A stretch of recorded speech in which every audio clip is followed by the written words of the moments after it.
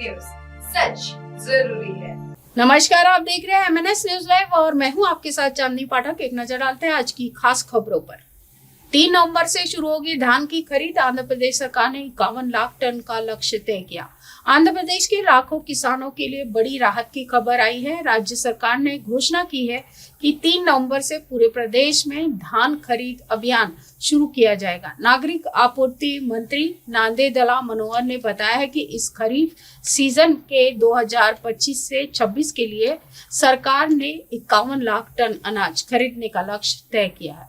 लंबे इंतजार के बाद किसानों को अपने अनाज की उचित कीमत मिलने का रास्ता साफ हो गया है और पिछले कुछ दिनों से लगातार हो रही बारिश ने किसानों और प्रशासन दोनों के लिए मुश्किलें बढ़ा दी थी। हजारों क्विंटल धान भीग जाने से नुकसान की आशंका बनी हुई थी। ऐसे में सरकार की ओर से खरीद शुरू करने का यह फैसला किसानों के लिए किसी राहत से कम नहीं है।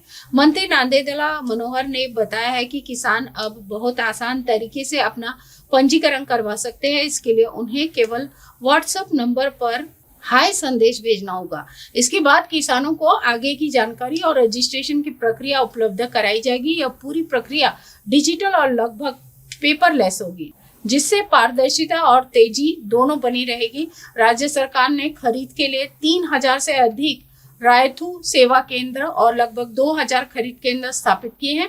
वहीं खरीद कार्यों में 10,500 से अधिक कर्मचारियों को तैनाती की गई है ताकि किसानों को किसी भी स्तर की परेशानी न हो। सरकार ने इस बार भुगतान प्रक्रिया को और तेज बनाया है। नांदेदला मनोहर ने बताया कि खरीद के 48 घंटे के भीतर ही किसानों के खातों में भुगतान सुनिश्चित किया जाएगा और इसके लिए बैंकिंग और डिजिटल सिस्टम को पहले से ही तैयार कर लिया गया है। उन्होंने यह भी निर्देश दिया है कि धान की बोरियों की गुणवत्ता, नमी परीक्षण मशीनें और परिवहन सुविधाएं पहले से ही व्यवस्थित की जाए ताकि किसी प्रकार की देरी न हो।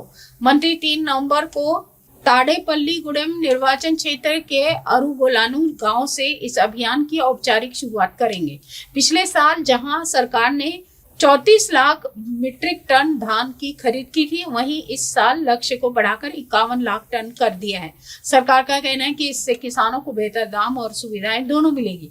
सरकार ने मिलर्स को भी निर्देश दे दिए हैं कि वे पहले से ही नमी मापने की मशीनें, बारदानों की पर्याप्त व्यवस्था और परिवहन सुनिश्चित करें। राज्य में इस बार खरीद प्रक्रिया को पूरी तरह पारदर्शी और सुचारू बनाने की तैयारी की गई है। सरकार को उम्मीद है कि इस अभियान से न केवल किसानों की आमदनी बढ़ेगी बल्कि राज्य में कृषि क्षेत्र को नई मजबूती भी मिलेगी। अगली खबर, इंदौर से खड़े गणपति मंदिर से टिगरिया बादशाह तक की सड़क में बाधक 11 मकानों के हिस्सों को लेकर विवाद है। बरसते पानी में बाधाओं पर चले हथौड़े और रहवासियों का आरोप है कि खुद बाधाएं हटा ली गई थी।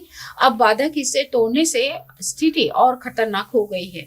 खड़े गणपति मंदिर से टिगरिया बादशाह तक बनाई जा रही है 104 फीट चौड़ी सड़क के मामले में शेष बचे 11 मकानों की बाधाएं हटाने के लिए आज फिर से नगर निगम का अमला क्षेत्र में पहुंचा और बरसते पानी में टीम ने कई मकानों के हिस्से हथौड़े से तोड़ना शुरू किया, क्योंकि कई मकानों के कॉलम जेसीबी से टूटने का अंदेशा है। और कार्रवाई के दौरान वहां जमा हुए रहवासियों ने अफसरों से मिन्नतें भी की, लेकिन अफसर नहीं माने। कई लोगों का आरोप था कि पहले भी उन्होंने बाधाएं खुद हटा ली थी। अब जीटीएस की जमीन बचाने के लिए उनके यहाँ तोड़फोड़ की जा रही है। नगर निगम द्वारा अप्रैल और मई के दौरान खड़े गणपति मंदिर से टिगरिया बादशाह तक की सड़क के लिए बड़े पैमाने पर बाधाएं हटाई गई थी और कई मकानों के हिस्से भी तोड़ दिए गए थे। करीब 200 से ज्यादा स्थानों पर तोड़फोड़ हुई थी। इसके बाद उक्त क्षेत्र में सड़क निर्माण कार्य शुरू कर दिया गया था, लेकिन संगम नगर कचरा ट्रांसफर स्टेशन के आसपास के हिस्सों में कर्व होने के कारण मामला झमेले में पड़ गया था। नगर निगम अधिकारियों के मुताबिक कर्व के कारण 11 मकानों के और हिस्से 5 से 7 फीट सड़क में बाधक बन रहे थे, जिसके चलते उन्हें नोटिस दिया गया था। और आज निगम की टीम कार्रवाई के लिए क्षेत्र में पहुंची थी और इनमें से कई मकान 3 मंजिला है और कई मकान के मालिकों ने नगर निगम को बताया है कि पूर्व में उन्होंने नए निशानों के आधार पर तोड़फोड़ करके बाधाएं हटा ली थी, तो अब फिर से कार्रवाई क्यों की जा रही है। इस पर कई रहवासी निगम अधिकारियों से मदद के लिए गुहार लगाते हैं। एक बार फिर से गड़गड़ाने लगी पूरे क्षेत्र में ड्रिल मशीन। नगर निगम ने बाधक हिस्सों को तोड़ने के लिए एक बार फिर कुल क्षेत्र में 11 मकानों के हिस्सों पर लाल निशान लगा दिए थे। इसके बाद रहवासियों ने भी उनके स्तर पर बाधक हिस्सों को तोड़ने की कार्रवाई शुरू कर दी थी। नगर निगम की कार्रवाई के दौरान ही कई छतों पर अनेक ड्रिल मशीनों से बाधक हिस्से हटाए जा रहे थे। पूरे क्षेत्र में कार्रवाई के बाद हलचल मची हुई थी। वहीं कार्रवाई देख करके लोगों के कारण काफी लंबा जाम लग गया था। वहां रहने वाले सुमित मिश्रा का कहना है कि उन्होंने पूर्व से में ही निगम द्वारा लगाए गए निशान के आधार पर खुद अपने स्तर पर तोड़फोड़ करके बाधक हिस्से हटा लिए थे, लेकिन नगर निगम की टीम फिर से कार्रवाई के लिए क्षेत्र में पहुंची और अब मकानों के मुख्य पिलरों को तोड़ा जा रहा है, जिसमें मकानों की स्थिति खतरनाक हो जाएगी। उन्होंने आरोप लगाया कि संगम नगर कचरा ट्रांसफर स्टेशन का भी हिस्सा बचाने के लिए कर के नाम पर उनकी ओर से सड़क मोड़ दी गई है, जिसके कारण अब फिर से तोड़फोड़ करना पड़ रहा है। वहीं निगम के अधिकारियों का कहना है कि संगम नगर कचरा ट्रांसफर स्टेशन की बाउंड्री वॉल भी सड़क की जद में है और उसे भी आज ही तोड़ा जाएगा। अगली खबर, चारों तरफ बिखरी लाशें, मची चीख पुकार, फलोदी हादसे में 18 लोगों की मौत। राजस्थान के जोधपुर जिले से एक दर्दनाक सड़क हादसे की खबर सामने आई है। फलोदी के मतोड़ा क्षेत्र में भारतमाला एक्सप्रेस वे में एक टूरिस्ट बस सड़क किनारे खड़े ट्रेलर से जाके टकरा गई। इस दर्दनाक हादसे में 18 लोगों की मौत हो गई, जबकि कई लोग घायल हो गए। जानकारी के अनुसार मृतक और घायल सभी श्रद्धालु थे जो बीकानेर के कोलायत दर्शन करके सूरसागर लौट रहे थे। देर रात उनकी टेम्पो ट्रैवल मतोड़ा इलाके से गुजर रही थी, तभी सड़क हादसा हुआ। तभी अचानक से सड़क पर खड़े एक ट्रेलर से उसकी जोरदार भिड़ंत हो गई। इस हादसे में टक्कर इतनी जबरदस्त थी कि बस के परखच्चे उड़ गए और कई यात्रियों की मौके पर ही मौत हो गई।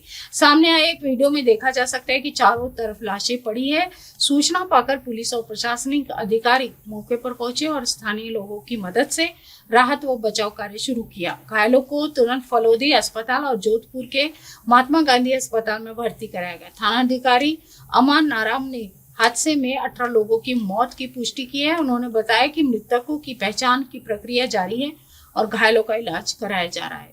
इस दर्दनाक हादसे पर राजस्थान के मुख्यमंत्री भजन लाल शर्मा ने गहरा शोक व्यक्त किया है। उन्होंने सोशल मीडिया प्लेटफॉर्म एक्स पर एक पोस्ट में लिखा है कि फलोदी के मतोड़ा क्षेत्र में सड़क दुर्घटना में हुई जनहानि अत्यंत दुखद और एवं हृदय विदारक है। मेरी संवेदनाएं शोकाकुल परिजनों के साथ है।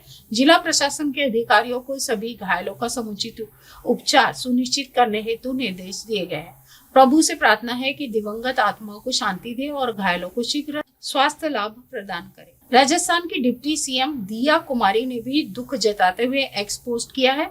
फलोदी के मतोड़ा क्षेत्र में हुई भीषण सड़क हादसे में जनहानि का समाचार अत्यंत हृदय विदारक है और ईश्वर से प्रार्थना है कि दिवंगत आत्मा को श्री चरणों में स्थान दे और शोकाकुल परिजनों को यह असीम दुख सहने की शक्ति प्रदान करे।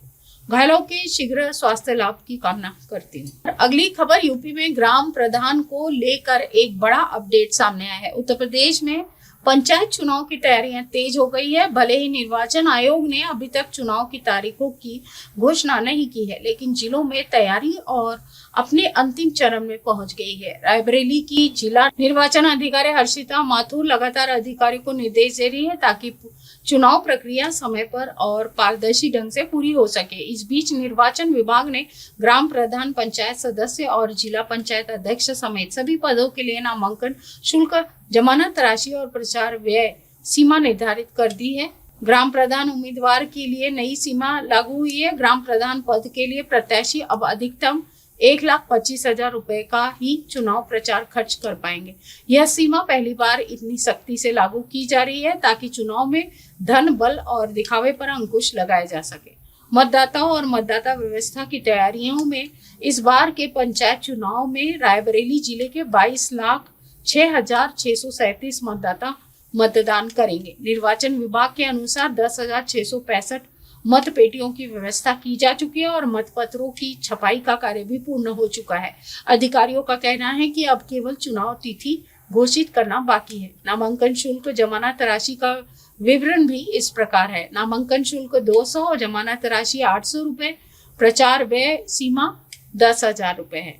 ग्राम प्रधान के लिए नामांकन शुल्क 600, जमानत राशि है 3,000, प्रत्यय व्यय सीमा 1,25,000 है। क्षेत्र पंचायत सदस्य नामांकन शुल्क है 600 रुपए और जमानत राशि है 3,000, प्रचार व्यय सीमा है 1,00,000 रुपए। जिला पंचायत सदस्य नामांकन शुल्क है 1,000, जमानत राशि 8,000, प्रचार व्यय सीमा 2,50,000 है। जिला पंचायत अध्यक्ष नामांकन शुल्क है 3,000, जमानत राशि है 25,000 और प्रचार व्यय सीमा 7,000 है। इसी के साथ देश और दुनिया की तमाम खबरों के साथ बने रहें और देखते रहें MNS न्यूज लाइव। नमस्कार। आप देख रहे हैं MNS न्यूज, सच जरूरी।